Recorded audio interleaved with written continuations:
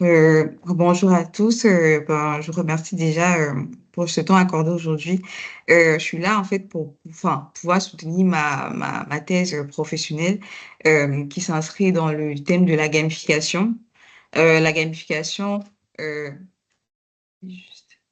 la gamification en grande distribution. Enfin, pour moi, il s'agissait d'étudier les impacts de la gamification dans la grande distribution omnicanale à l'ère de la transformation numérique. Donc, de pouvoir explorer comment est-ce que la gamification pourra apporter un plus une valeur, une réelle valeur dans le domaine de la grande distribution, vu que c'est quelque chose qui se fait, mais vraiment pas à grande échelle. Donc, avant d'entrer dans les détails, j'aimerais qu'on parcourt un peu mon sommaire. Donc, on commencera par la jeunesse, d'où m'est venue l'idée. Ensuite, de comprendre les enjeux, euh, continuer par la quête des différentes méthodologies et les approches que j'ai pu étudier, les révélations et finalement terminer sur les recommandations managériales sur lesquelles j'ai pu alors, déjà, déjà, commençons par la jeunesse. Ça serait pouvoir explorer le pourquoi, d'où est-ce que vient le sujet ou comment m'est venue l'idée. Donc, juste une statistique qui me semblait assez pertinente, c'est celle-ci. C'était à l'époque, quand je travaillais à Carrefour en tant que chef de projet gamification avec un responsable qui me dit un jour, mais Inès, tu sais en fait que 80% des bons d'achat qu'on émet grâce à nos jeux interactifs sont finalement graignés en magasin.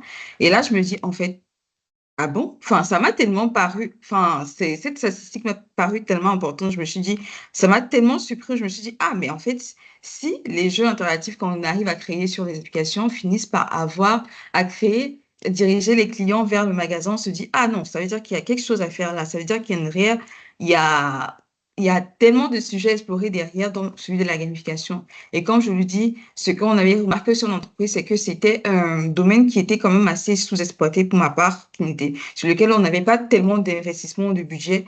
Là où je me dis, ah, en fait, non, il y a peut-être quelque chose à faire, donc ça serait bien d'aller dans ce sens.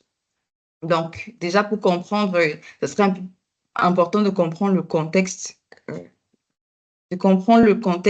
d'où est-ce que ça vient ou comment est-ce que tout cela se manifeste. Ben, ce que nous savons, c'est que le secteur de la grande distribution, forcément, en ce moment, est en pleine mutation, que ce soit sous l'effet de la transformation numérique et de l'omnicanalité. Bon, forcément, les attentes des consommateurs ne cessent d'évoluer. On cherche plus de fluidité, plus de personnalisation, des expériences encore plus poussées. Et dans ce contexte, je me dis, ah, la gamification peut être une solution stratégique pour engager et retenir encore l'attention des clients. Donc là, en essayant de sortir quelques chiffres, on se rend compte que 52% des consommateurs français adoptent déjà un comportement omnicanal. Donc là, oui, la multiplication des canaux, on le sait. Le chiffre d'affaires du e-commerce en France atteint plus de 160 milliards d'euros. Donc là, on se dit qu'il y a un réel marché, donc forcément, ça peut fonctionner. Et en termes d'attente des consommateurs, 61% recherchent des promotions et des expériences engageantes, sachant qu'aujourd'hui, les technologies comme l'IoT, l'IA, le Big Data permettent de pouvoir avoir une personnalisation poussée. Maintenant, en termes d'opportunités, où est-ce qu'on va? Bon, la gamification, en fait, c'est un marché croissant parce elle expose avec une croissance de 26% par année atteignant, sachant qu'en termes de projection, elle pourra atteindre les 49 milliards de dollars. Et sachant aussi qu'aujourd'hui, 70% des grandes entreprises dans d'autres secteurs autres de la grande distribution utilisent déjà ce concept. Donc là, on revient là à l'essence, la définition en fait de la gamification, c'est que déjà pour comprendre d'où elle vient, c'est un terme qui a été introduit depuis les années 2008 et a été popularisé autant pour moi dans les années 2010, grâce à l'essor des technologies mobiles et numériques. Depuis, avec le temps, elle a pris vraiment de l'ampleur pour se transformer en véritable outil stratégique dans certains domaines. Là, on parle de l'éducation, dans l'éducation et aussi peut-être dans le marketing, dans ces secteurs également, les industries aussi. Et l'objectif principal, de la gamification, c'est de transférer des dynamiques motivantes du jeu vers des domaines tels que, bah oui, comme je l'ai déjà dit, le commerce, l'éducation, le marketing et j'en passe. Et pour revenir sur la définition, c'est en fait intégration des mécanismes de jeu tels que les points, les badges, les récompenses dans des environnements non ludiques pour inciter certains comportements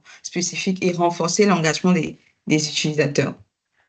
Donc, dans ce sens, on dit que oui, là, je me dis, ah, Oui, utilisé pour inciter des comportements spécifiques. Et là, en remportant cette définition au cas de la grande distribution, on parlera ainsi d'acquisition, de fidélité, de collecte de données aussi, d'enrichissement de la base d'information. Donc, tous ces paramètres me font comprendre qu'en fait, oui, il y a réellement une valeur ajoutée. Donc, là, en ce sens, on continue dans notre quête et on essaie d'exploiter les différents défis, les enjeux qui sont mis en avant. Alors là, en termes d'enjeux, tout simplement, déjà dans un premier temps, on parle d'impact économique. Est-ce qu'il y a réellement un impact économique? Et surtout dans la grande distribution où il y a une forte concurrence avec les maxi-discounters qui ont crippé avec le temps, passant de 1600, enfin, en 2010 à 4400 en 2023, ce qui ramène quand même un bouleversement des parts de marché traditionnelles.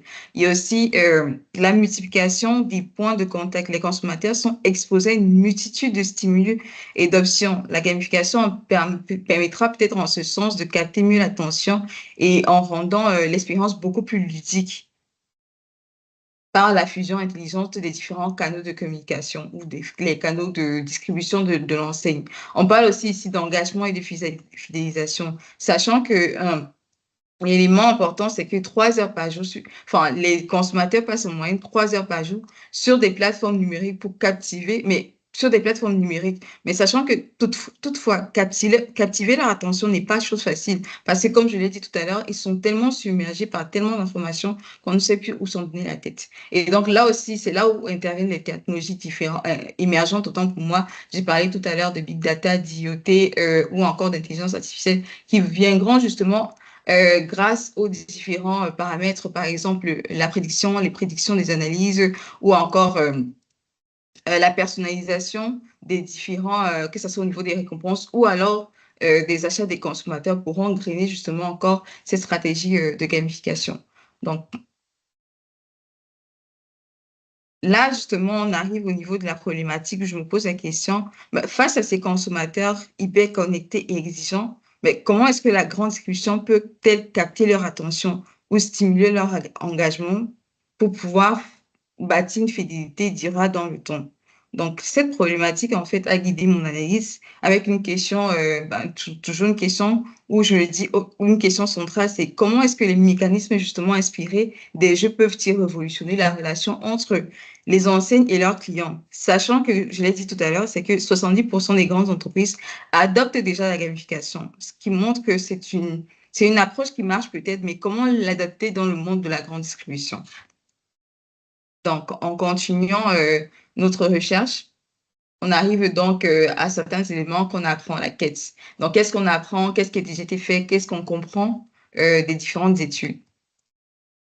Donc là, en essayant de revoir un peu la revue littéraire, on se rend compte qu'il y a certaines théories qui grainent la gamification. Donc là, j'en ai juste répertorié là trois pour vous donner des exemples.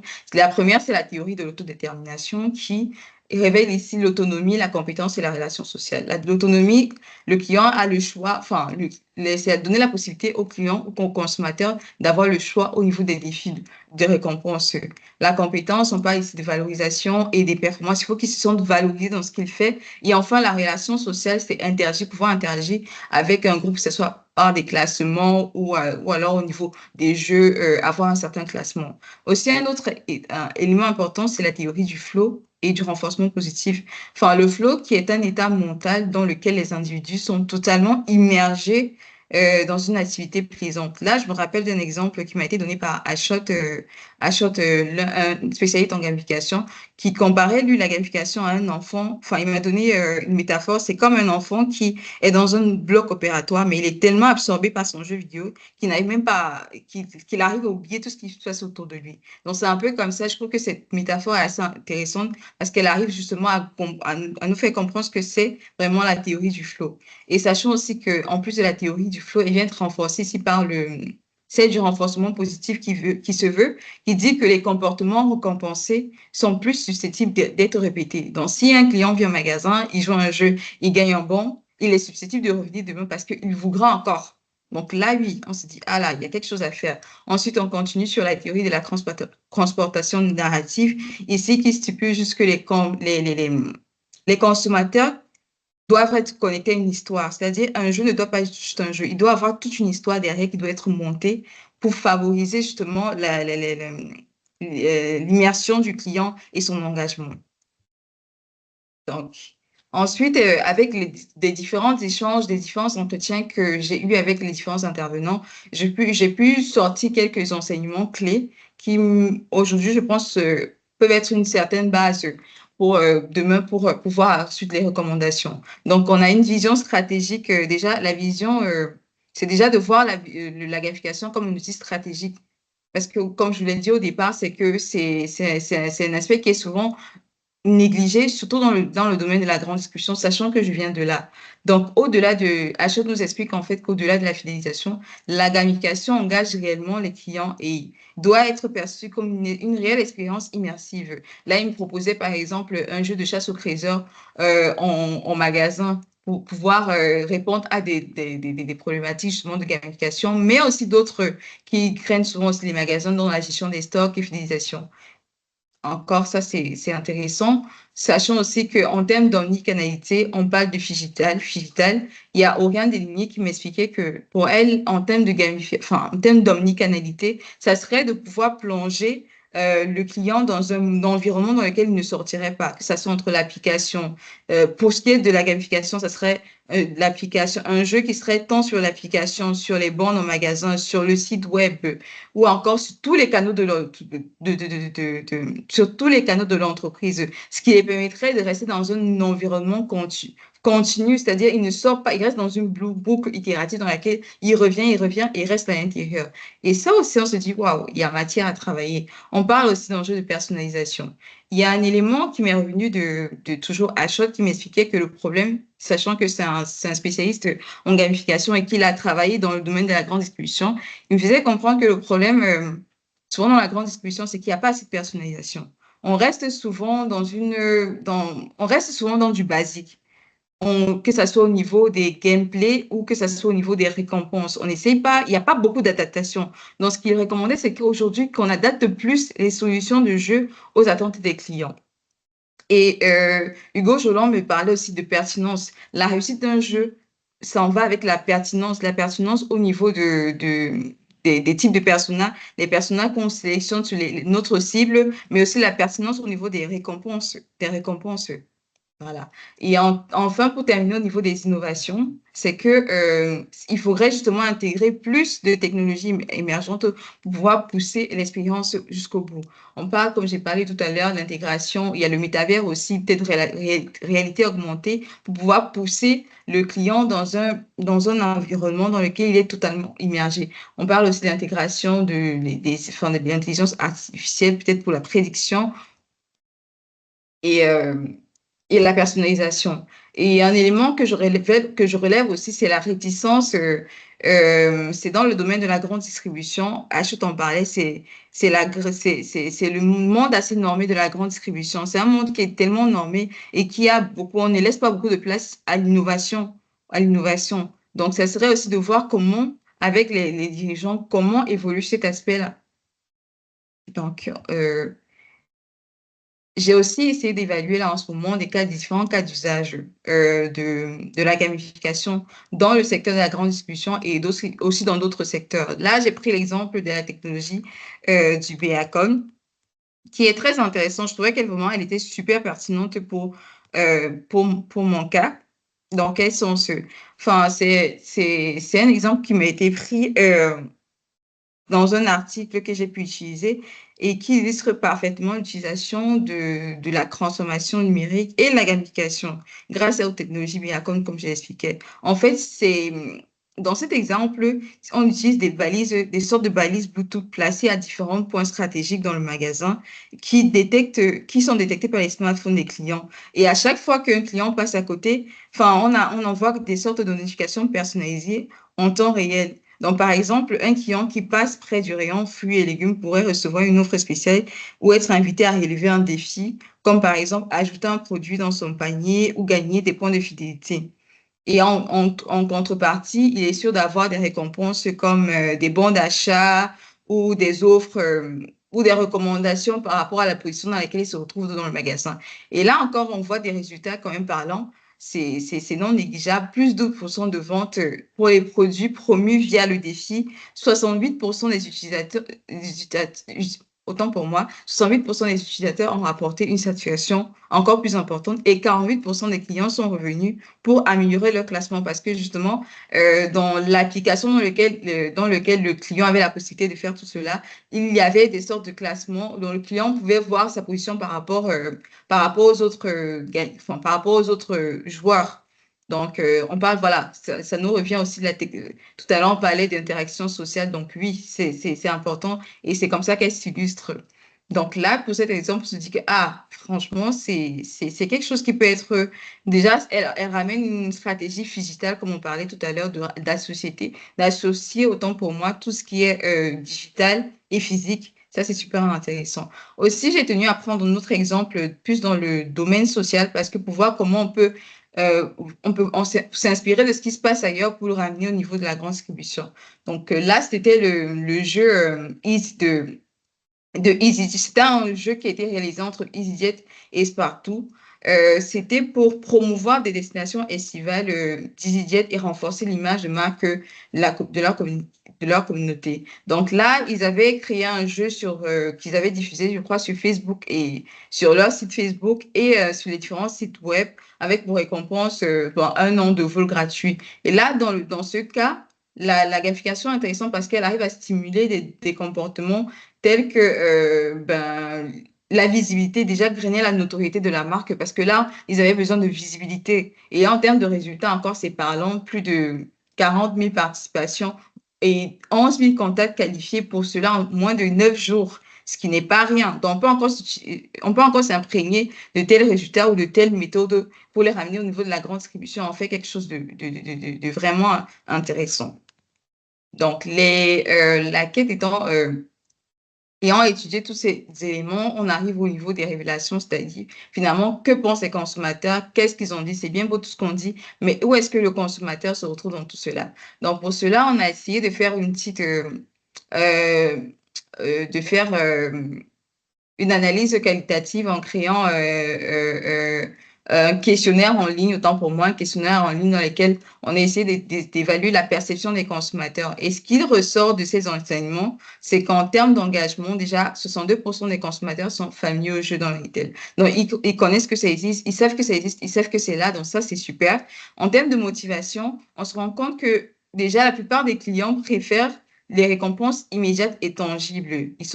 Et, enfin, ils préfèrent des récompenses immédiates et tangibles. Ça aussi, c'est toujours positif. En termes d'omnicanalité, on se rend compte que enfin, un peu plus de la moitié des répondants préfèrent participer aux jeux en magasin. Donc, il y a une éducation, là, on se rend compte qu'il y a une éducation à faire en termes d'omnicanalité, c'est-à-dire, OK, ils aiment les applications, mais comment aussi les pousser vers les différents autres canaux de l'entreprise. Et encore aussi un point qui est non négligeable, c'est que 40% expriment leur inquiétude sur l'utilisation des données personnelles. C'est qu'il y a une réelle résistance qui est manifestée par rapport à comment est-ce qu'on va utiliser nos données après, comment est-ce que ça va s'exploiter, comment est-ce que qu'est-ce qu'on fait de nos données. Donc, ça serait aussi peut-être d'éduquer. Et là aussi, ça, c'est pour les points positifs. Mais en termes de France, ce qui m'a aussi beaucoup étonné, c'est que 70% du panel ne sont pas intéressés par des jeux collaboratifs. C'est-à-dire, ils n'éprouvent pas un sentiment de pouvoir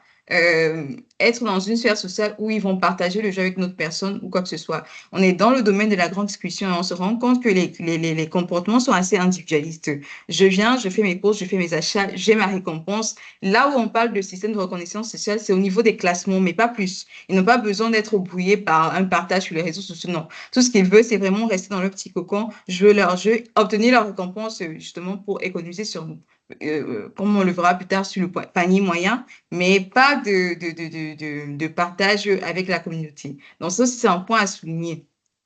Donc, en continuant, donc là, on remarque que là, les impacts de l'application commencent à se dessiner. Là, on arrive à voir réellement ce qu'il en est. En termes d'acquisition, que ce soit grâce aux études et différentes études de cas qu'on a pu voir, enfin, qu'on a pu constater dans notre travail, on constate qu'en fait, que l'acquisition a un impact assez limité. Principalement, enfin, quand on parle d'acquisition, on ne peut pas tellement beaucoup parler d'impact d'acquisition pour ce qui est de la gamification, parce que là, s'ils reviennent, ce serait principalement pour des achats occasionnels ou pour des promotions. On se rend compte que non, s'il n'y a pas vraiment d'acquisition, si ce n'est que pour des phases promotionnelles, et on ne peut pas que s'accrocher sur des promotions. En termes de fidélisation, là encore, c'est intéressant parce qu'on parle de fidélisation transactionnelle à court terme.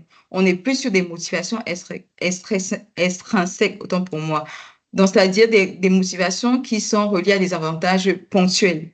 Là encore, ça s'intègre. Un autre élément, c'est le comportement d'achat. Oui, est-ce que les jeux nous permettent d'accroître que le panier moyen autant pour moi? Oui, parce que oui, le client qui est appelé à faire des achats ou acheter des produits pour gagner des parties supplémentaires se doit de forcément ajouter, d'augmenter son panier d'achat. Donc oui, il y a un réel impact sur ce point-là et c'est plutôt positif. Et finalement, au niveau de la collecte des données, en se rendant compte par les différentes analyses qu'on a pu identifier, euh, que ça soit, on a pu, dans le travail, on a pu identifier des jeux en magasin et les jeux sur les autres, les plateformes en ligne. Pour ce qui est des jeux en magasin, c'est là où c'est super intéressant, c'est que les jeux via des bornes du magasin accroissent la qualification des données, c'est-à-dire on arrive à collecter plus d'opt-in, comme on appelle chez nous, à collecter plus d'informations par les jeux bornes en magasin, ce qui est vraiment aussi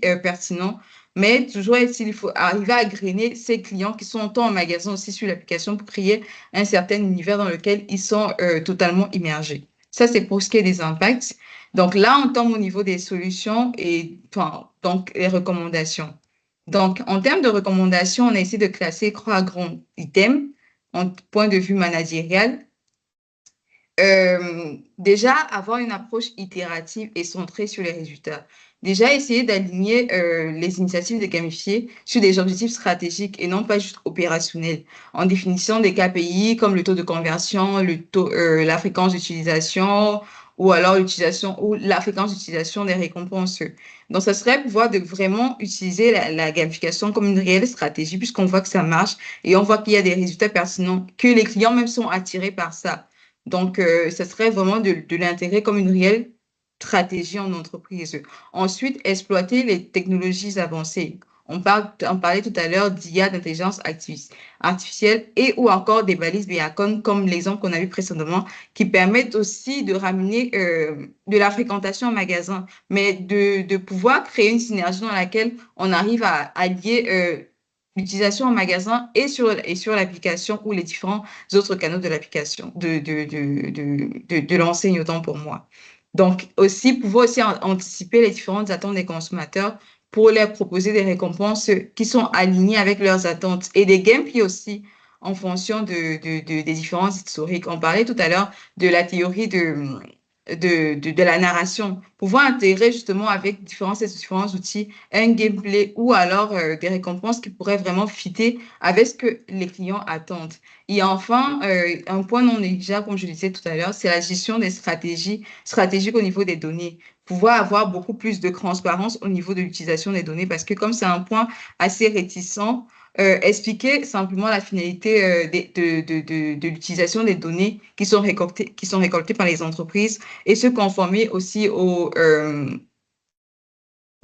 pratiques RGPD autant pour moi, pour pouvoir permettre aux clients d'être vraiment rassurés sur ce point-là et se dire qu'ils peuvent vraiment y aller sans avoir des craintes. Donc là, on continue ici sur quelques discussions des limites qu'on a pu observer. Au bout de notre étude, on se rend compte qu'il y a quand même, on parle d'autonomisation, mais pas assez d'autonomisation. Comme on dit, il n'y a pas beaucoup de personnalisation. Donc le client des études, enfin, des exemples qu'on a pu étudier ensemble, on se rend compte qu'en termes d'autonomisation, le client n'est pas encore vraiment assez autonome au niveau des jeux. Donc, il faudrait peut-être essayer de pousser, comme on disait, le gameplay ou l'histoire, la narration un peu plus loin pour qu'il se sente vraiment immergé dans un monde où il arrive à avoir un choix au niveau de, de, des défis qui sont proposés, mais également aussi au niveau des récompenses qui sont accordées. Il y a aussi la composante sociale. Tout à l'heure, on parlait du fait que les clients ne sont pas tellement fans du fait qu'ils puissent partager les résultats entre eux, mais ils sont quand même incités par l'aspect classement. Donc, essayer de voir comment on peut allier des gameplays qui offrent un certain équilibre entre les défis qui sont proposés et les différents lots gagnés ou les différents pour voir comment intégrer cette partie socialisation d'une façon, dans le sens où, même si c'est que le client ne veut pas partager avec les autres, mais qu'il arrive à avoir, justement, quand on parlait de un système de classement où il arrive à comparer ses résultats par rapport aux autres, autant pour moi. L'optimisation des récompenses, avec plus de personnalisation, on se rend compte qu'en termes de récompenses, ce n'est pas encore assez poussé, ça reste toujours beaucoup plus limité. Et c'est pareil pour ce qu'il en est de la personnalisation. On n'a pas des gameplays poussés, on n'a pas des récompenses vraiment pousser le client dans les différents verbatims que j'ai pu lire. On se rend compte que les clients se plaignent beaucoup du fait qu'il n'y a pas assez de personnalisation. Ils se retrouvent sur un gameplay qui n'est pas vraiment...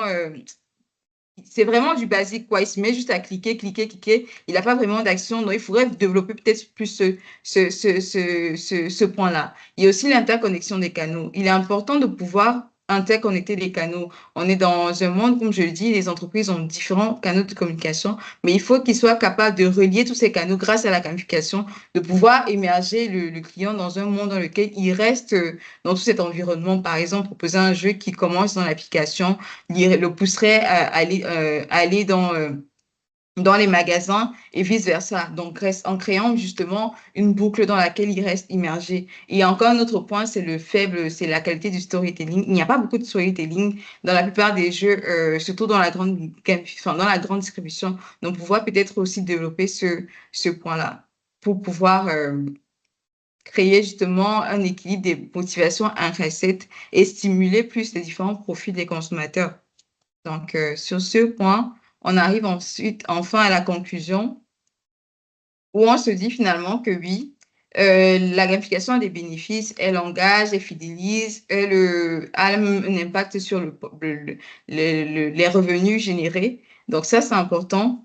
Euh, une approche stratégique et éthique qui est aussi à noter, c'est que la gestion, comme on a parlé tout à l'heure, c'est la gestion rigoureuse et transparente des données pour préserver la confiance des consommateurs. Et là, des questions qu'on pourra aborder en termes d'ouverture de sujet, c'est comment en fait intégrer. En fait, la question que se pose, c'est que oui, le client veut aujourd'hui, on se rend compte que le client veut beaucoup de personnalisation. En même temps, on se rend compte que le client ne veut pas forcément prendre le temps, ne veut pas perdre de temps sur ce qu'il fait. Il vient au magasin ou il va sur son application, c'est parce qu'il veut faire un achat, mais il ne veut pas prendre plus de temps que ça. Donc, comment arriver à intégrer la simplicité, l'efficacité, élimination et créer cet espace d'immersion? Comment allier tous ces éléments pour que le client ne se sente pas forcément bourré d'informations ou alors submergé, mais arrive aussi à répondre à tous ces objectifs-là. Donc, je dis que ce serait pour des prochaines études, ça pourrait être des points sur lesquels on pourrait s'attarder ou encore d'étudier les modèles technologiques qui conjugueront personnalisation et fluidité sans pour autant nuire à la rapidité.